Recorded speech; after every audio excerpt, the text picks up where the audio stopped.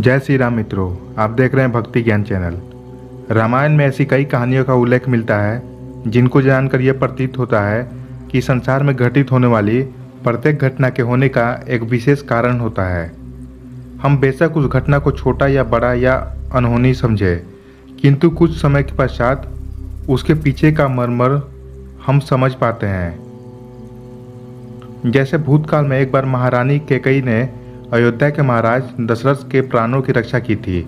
उस समय महाराज ने उनसे प्रसन्न होकर उन्हें 2 वर मांगने की आज्ञा दी, किंतु उस समय रानी ने वरदान मांगने से इनकार कर दिया और उत्तम समय की छाया में वरदान मांगने के लिए महाराज की बात को टाल दिया। इसी कारण महारानी कैकेयी ने अपने पुत्र मोह का रसपान कर भविष्य में श्री राम को 14 वर्ष का वनवास और अपने त्यागी पुत्र भरत के लिए सिंहासन की मांग की। अपनी प्रसन्नता में वरदान मांगने की बात उस समय राजा दशरथ को छोटी सी लगी होगी, किंतु उनके वचनबद्धता से संपूर्ण अयोध्या की पृष्ठभूमि परिवर्तित हो गई। वीडियो में आगे बढ़ने से पहले अगर आप चैनल पर नए हैं तो चैनल को सब्सक्राइब कर बेल आइकन क्लिक कर लें, क्योंकि इस तरह का कंटेंट आपको इस चैनल पर मिलेगा। रामायण में वर्णित राम का वनवास, सीता हरण और सीता की वापसी हेतु राम और रावण का धर्म युद्ध तथा मेघनाथ वध भी स्वर्ण रूप से सुशोभित है। कहते हैं कि मेघनाथ और लक्ष्मण का युद्ध अत्यंत दर्शनीय था, क्योंकि मेघनाथ बहुत ही प्रबल योद्धा था। उसके जन्मोपरांत ही सृष्टि के संपूर्ण मेघों ने रोते हुए एक समान नाद किया था। तत्पश्चात उसका नामकरण मेघनाथ हुआ। एक बार देवासुर संग्राम में रावण को इंद्र ने बंदी बना लिया। तब मेघनाथ ने अपने पिता की रक्षा हेतु इंद्र को ही बंदी बना लिया और उन्हें लंका ले आया। जब इंद्र को मुक्त कराने के लिए ब्रह्मा जी उसके द्वार पधारे तो ब्रह्मा ने उसे एक वरदान रूपी अपेक्षा पूर्ण करने को कहा। अपने प्राणों की रक्षा और अमर रहने हेतु उसने यह वरदान मांगा कि मुझे वही मार सकेगा जिसने 14 वर्ष तक ना भोजन किया हो, ना ही किसी स्त्री का मुंह देखा हो और ना ही निंद्रा का आहार ग्रहण किया हो। उसके वरदान की मांग को पूर्ण कर ब्रह्मा जी ने इंद्रदेव को मेघनाथ की गिरफ्त से मुक्ति प्रदान की। मेघनाथ इस प्रकार स्वर्ग शक्तिशाली असुरों की श्रेणी का प्रबल दावेदार बन गया और उसके पास नागपाश रूपी एक ऐसा अस्त्र था जिसे वो अदृश्य होकर राम लखन सहित पूरे सेना पर बादलों के बीच में छुपकर वार कर सकता था। वो भली भांति जानता था कि संसार में किसी भी साधारण मनुष्य के हाथों उसका वध संभव नहीं है। वहीं दूसरी ओर श्री राम के अनुज श्री लक्ष्मण अपने ज्येष्ठ भ्राता के प्रति कर्तव्य परायण थे, इसलिए वे वनवास के दौरान क्षण भर भी नहीं सोए, न ही उन्होंने अन्न ग्रहण किया और न ही निंद्रा का सोपान किया। धर्म और अधर्म के बीच युद्ध की समाप्ति के उपरांत भगवान श्री राम के राज्याभिषेक में सम्मिलित अनेक तपस्वी, ऋषि मुनि आदि भगवान श्री राम से मिलने व आशीर्वाद देने वहां उपस्थित हुए। उस समय मुनि अगस्त ने प्रभु श्री राम से कहा, राम आपने रावण और कुंभकर्ण को मारा, जो अति दुर्लभ था, लेकिन अधिक विषाद संग्राम लक्ष्मण ने मेघनाथ से किया। उसका वध सबसे ज्यादा विषम था।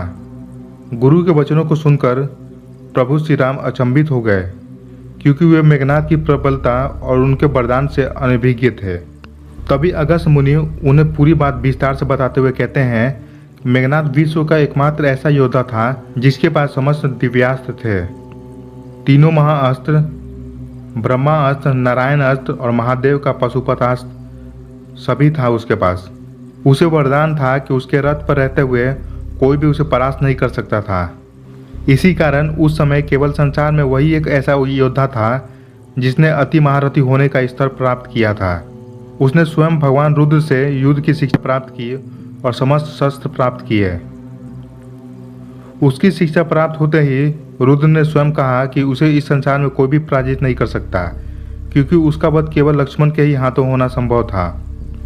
महर्षि के मुखवाणी से मेघनाथ का ऐसा वर्णन सुनकर भगवान श्री राम विस्मित हो गए और बोले, लक्ष्मण निस्संदेह महाप्रचंड योद्धा है और उनके पास भी विश्व के सारे दिव्यास्त्र थे, किंतु उनके पास पशुपतास्त्र का ज्ञान नहीं था, जिसका ज्ञान मेघनाथ को था। फिर भी लक्ष्मण किस प्रकार से मेघनाथ का वध करने में सफल रहे?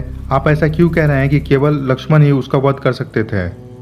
इस पर अगस्त मुनि ने कहा, आपका कथन सत्य है। जितने भी दिव्यास्त्र मेघनाथ के पास थे उतने ही लक्ष्मण के पास थे, किंतु मेघनाथ के पास एक वरदान भी था कि उसकी मृत्यु केवल वही मनुष्य ही कर सकता था जिसने 14 वर्ष तक अन्न व निद्रा का त्याग किया हो एवं किसी महिला का 14 वर्ष तक मुख नहीं देखा होगा। पूरे विश्व में केवल लक्ष्मण ही ऐसे व्यक्तित्व थे जो मेघनाथ के वरदान के इन सभी शर्तों को पूर्ण कर रहे थे।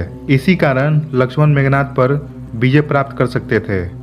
यह सुनकर श्री राम भाव विभोर हो गए और लक्ष्मण से प्रश्न करते हैं कि तुमने इस वरदान की सीमाओं को कैसे प्राप्त किया।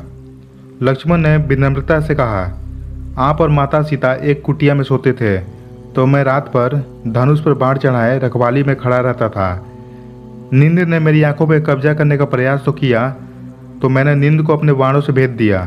तब निंद्रा देवी ने अपनी हार स्वीकार कर मुझे वचन दिया कि मुझे 14 वर्ष तक स्पर्श ना करे और जब आपका राज्याभिषेक होने लगे तब मुझे आकर घेर ले। निंद्रा देवी को दिए गए वचन के कारण ही मैं आपका राज्याभिषेक नहीं देख सका क्योंकि उस समय मैं सो रहा था। इस संदर्भ में राम कहते हैं कि सीता तो हमारे साथ ही रहती थी, फिर भी तुमने किसी स्त्री का मुख कैसे नहीं देखा। तो लक्ष्मण उत्तर देते हैं, प्रभु मैंने कभी उनके मुख को देखा ही नहीं, मैं सिर्फ उनके चरणों को स्पर्श कर आशीर्वाद लिया करता था।